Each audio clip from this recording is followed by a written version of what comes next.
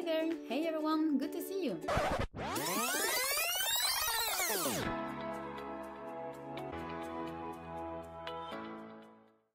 So today's video is about alphabets because a lot of my students were looking for a good resource where they could be practicing the reading of alphabets of the different letters and how to pronounce them as well. So in this video I am going to give you as much tips as I can to make it easier. Also, what is important is that everything that I am going to tell you today is about letters and letters only, not letters within a word.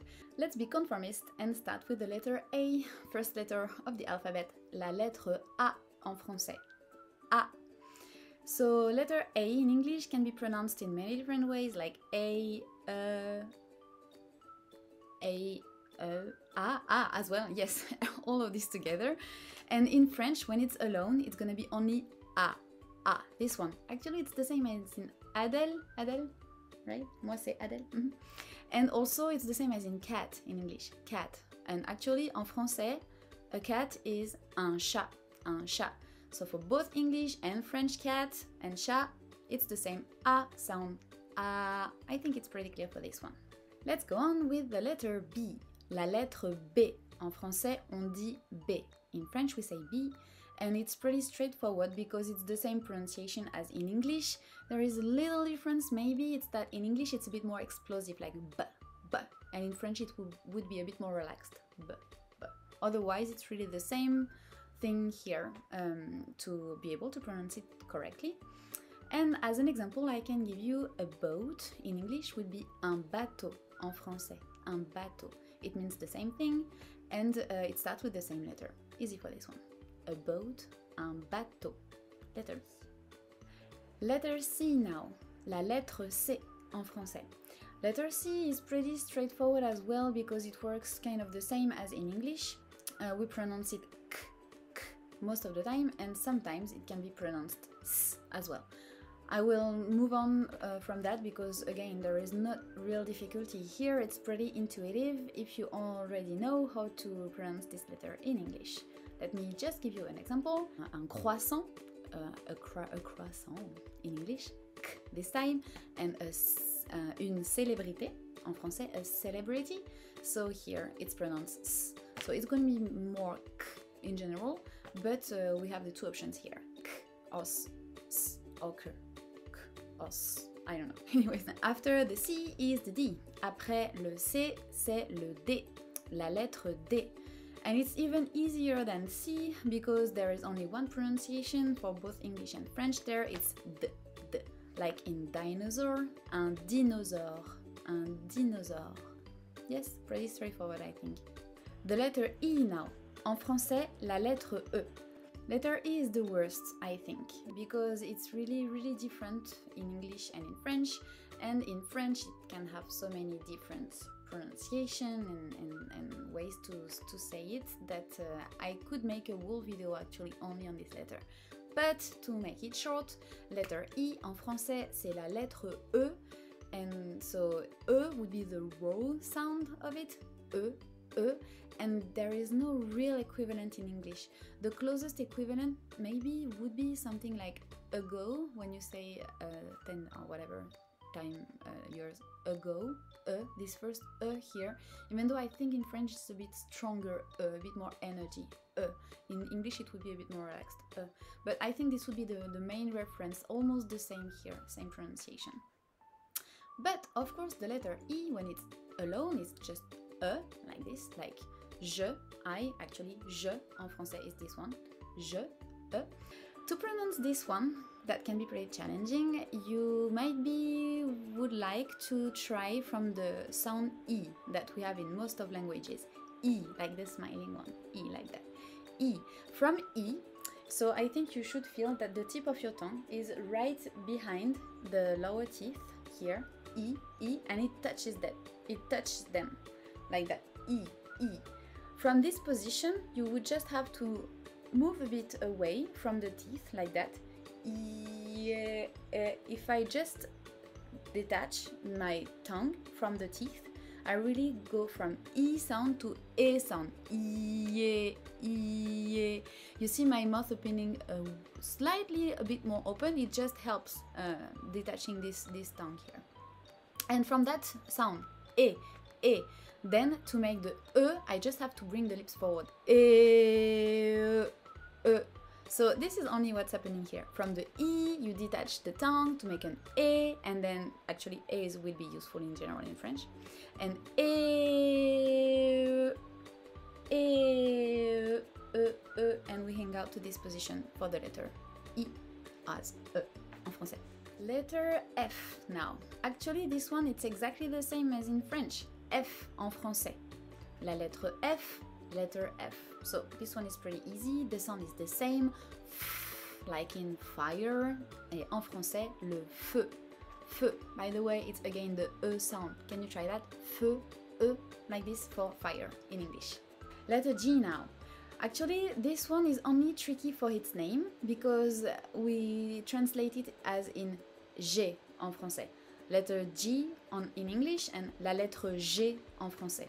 So it's not the same name, and actually the letter J that you're gonna see a bit after is pronounced J en français, so this is a bit mixed up, but otherwise it works exactly the same as in English, meaning that we can pronounce it G or J depending on the word that is used in.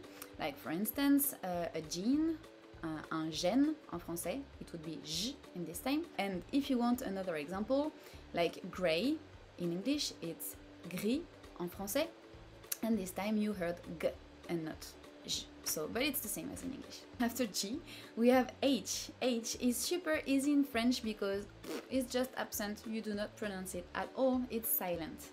In English, you will aspire, or you will like use a lot of breath here to pronounce this letter. In French, we absolutely don't do that. We just write it, but not pronouncing it. So this one, there is absolutely nothing to learn about it. Just please do not pronounce it. That's it. That's all. So if I give you an example, un hôpital. Hôpital starts with an H in French, and hospital starts also with an H, of course, but we would say un hôpital, a hospital. That's it. Letter I now. Letter I, actually, it's la lettre I en français. So what you have, your I is actually I en français, and then I is also je in French. So woo, all of this is super different, but letter I is I, and we pronounced only I. Except, of course, again, if it's associated with other letters, but otherwise I in itself would be only I sound. Like for instance, the French for if is si. So it's pretty easy to remember because it's exactly the same vowel sound here, and we just have this I and we pronounce it I. That's it. After I comes the J. So it's the same as for the G before. The J in French is J. Okay? So it's pretty easy. We pronounce it almost the same as in English. In English, you might add a small D sometimes before, like in generic or general. But in French, we don't have this little d at the end. It's only j, j, like in pleasure, for instance, in English. En français, je peux dire jeune, par exemple. Jeune means young, and we pronounce it that way. Jeune, just the jeune. The letter K now is pronounced K en français, la lettre K. And there is nothing special to say about that, except that it's pronounced the same as in English, k, k. And for instance, I can give you a kangaroo. In English would be un kangourou en français, un kangourou. So it's really the same, nothing special to understand here. Then after the K comes the L. L like in lion in English and lion en français. And again, we pronounce this letter the same. The name of this letter is L, like in English. There is eventually a slight difference between the French and the English L, is that the English L is a bit more tonic. L, L, you hear it a bit after it. It's not that short for a consonant sound. And the the French L would be a bit more like L, L, and more brief, I think. So L in English and L en français. A lion and un lion, un lion. That's it, otherwise it's really the same.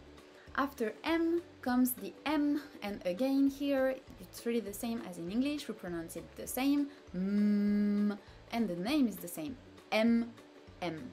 It's the same, that's it, like in same actually.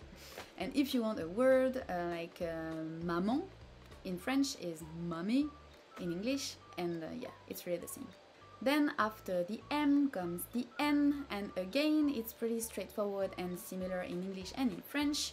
The name is the same, N, N, N en anglais, N en français. And we use it the same, the N sound, like we have in no in English or non en français. It's really the same. So the letter O now. O, we have two main pronunciations for this letter in French. It's the closed O, like this, and the open O, like this. So the name of this letter, by the way, is O, O. O, maybe you pronounce it in English, and in French we say O, like it's the closed one. And to know how to pronounce that, it's pretty close to sounds that you already have in English, like for instance a coat, coat, so this is this O. The thing is that in English you always add, often add a small thing after your main vowel, like for instance if I break down a bit coat, it's coat and then something else after. In French we would say only the O and that's it, une côte, côte. So of course it doesn't mean the same for once, it's almost the same word, but it does not mean the same at all in English and French. A coat, of course you know what's that in English, and une côte, côte, so you hear that it's only this row O and there is no like O or whatever. Une côte, côte, it can be the ribs or it can be the coast on the shore. So this is this very closed O here for a first option.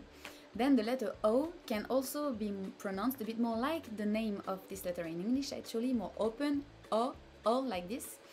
And this time you can find it in both English and French again, because we have this O like in top, top in English, and actually we reuse this word, this English word, to make it a French word like a top, like yeah, something that you wear up here, a top, un, we say un, like one, a. Un top en français, so here it's exactly the same pronunciation and the same word meaning. Un top, a top. P is easy because P is really the same as in French. We call it la lettre P, P en français. And like for the B letter, it's really the same. The only difference might only be found in the explosivity of the sound. Like in English you're gonna say P, P, very strong and explosive and intense. In French it's more relaxed, like this. So if you want an example here, like for instance to push in English would be pousser en français. So you see a bit less intensity here. Push, pousser en français. Then after the P we have the Q. Q is said Q en français. And it works kind of the same as in English. The only thing is that in these two languages you can see that Q is very often together with a U right after. And in English, when you will say Q, Q, Q, or something like that, you will pronounce both the Q and the U. In French, most of the time, it's not all the time the case, but most of the time it would be only K sound. If I give you an example, for instance, the quarantine in English, you say quoi, and in French, for the same word, la quarantaine, so you hear that we do not hear the U part of this word, we only say quarantaine, like a K or just a regular K sound. Now, the famous French R, like this lovely R that we like. So in English we say R, and in French we say R, la lettre R. So the R letter is really unique, I think, to French language. I mean, sorry, not the R letter. The way we pronounce the R letter in French is really unique. And we have this very specific position of the tongue, very backwards in the mouth, and it starts a bit like a k sound, but you have to make it vibrating. I will make another video only on the pronunciation of the French R, so I will not take too much time in this one to explain you that. But yes, it's totally different as in English, you know that. If we compare two same words, like rare in English, it's rare en français, so you see the spelling is exactly the same, but it does not sound the same at all. So rare, I'm not sure my pronunciation is that good, by the way. Rare, rare, and rare, rare en français. The letter S now, la lettre S. So you can hear that it's exactly the same name for these two, S, and actually it's exactly pronounced the same. There would be a couple of tricks to understand for the spelling sometimes of S in some words, French words, and some also associated with other letters might change a bit how it's pronounced. After S comes T. T letter is T en français, la lettre T, and it's really pronounced the same in both English and French. T, t. It's really exactly pronounced the same, like in a trout in English would be une truite en français. So I mean, it's not exactly the same actually, because you can hear that it's a bit more relaxed and less explosive. Again, the French T would be T, and the American or British T would be T, T. Actually, it's a bit different in English, in British English and American English, but basically more intensity and explosivity on the English side and more relaxed and less intensity on the French side. T. The letter U now. So the letter U, en français, la lettre U, U. So again here we have a sound that has no equivalent actually in English. It's pretty specific to French language. We have this in other languages, but still. And the letter U, U, you have to be careful with this sound because most of the time you will be a bit confused with the sound U, U. U, it's from the U position, like in U in English, the U position, U, it's pretty open, and from the U, U, U, U. So you put your chin a bit more up like that, and it helps sometimes to put it a bit also forward. So of course this position is not the ideal one, U, U. It's really not the ideal one, but it's to help you in the beginning to find the right position here. The tip of the tongue is also very important, but I'm going to let you practice a bit on that. I can go back on the specificity of the U sound later if you want. But if you want an example, for instance, in French we say pur, pur for pure, pure. So really, here the vowel sound is totally different, but it's the same vowel. U, la lettre U. The letter V now. En français, la lettre V, V. It's pretty easy, same in English and in French, same pronunciation, v, like in violin in English and le violon en français. So it's really the same. Let's move on. After the V, we have the W actually, and it's funny because in English you call it the W, and in French we call it the W. So it's not the U that we double in French, it's the V, but otherwise it's pretty the same. We will have several ways to pronounce it. It can be V or W, actually, both. For instance, a wagon in English would be un wagon en français, but the weekend in English, it's the weekend as well in French. So it really depends, and there is not real rule about that. So V or W, depending on the word here. After the W, we have the X, which is pronounced X en français. La lettre X, the letter X. So it's really the same logic as in English, so I will just give you a couple of examples, like for instance, un xylophone en français would be a xylophone in English. I think you pronounce it kind of the same. And sometimes it can also change a bit, like for instance, extérieur, extérieur would be exterior, exterior. So it can be x or x, but it's the same as in English. You also use these two sounds for the letter X, so nothing special here to remember. So the letter Y is pronounced I very often, and also y, like in English. For instance, un yaourt would be, of course, a yogurt, and it's pronounced the same. And now the last one, the last letter of the alphabet is the letter Z. And in French we say Z, la lettre Z, the letter Z. Nothing special to understand here, it's really the same as in English, we pronounce it Z, like in zebra, un zèbre en français. It's the same. So if you want to just practice reading the alphabet letter after letter, here is the way to pronounce the French letters. A, B, C, D, E, F, G, H, I, J, K, L, M, N, O, P, Q, R, S, T, U, V, W, X, Y, Z. Here it is, this video about French alphabet. I hope it helped you know how to pronounce the letters, even though again it's not the most important. The most important will be the next step, how to read and integrate these letters within words, because this is when it gets a bit more complicated and messy, everything can change.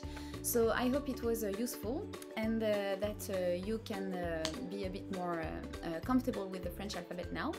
And yes, it was fun for me too, so bye bye, see you soon!